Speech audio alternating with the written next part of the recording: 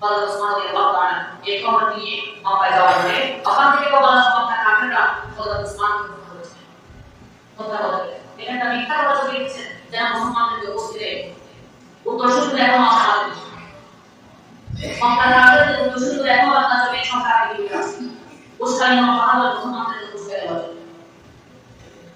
ওখান থেকে বলা মক্কার কাফেররা হযরত ওসমানকে হত্যা করেছে। এটা রাসূলুল্লাহ শোনার পরে জঙ্গলা হয়ে গেছে। বেশি আগামী অবস্থায় হযরত আবু বকর বলেন এরকম আগামী অবস্থায় আমি আল্লাহ তাআলাকে দেখি নাই।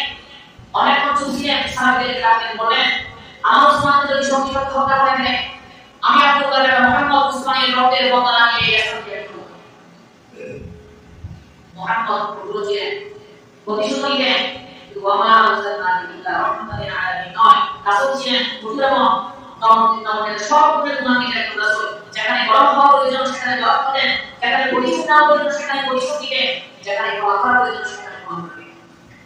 এক জিহাদের মাঠে আল্লাহর হাবিবকে চতুর্দিক থেকে আক্রমণ করার জন্য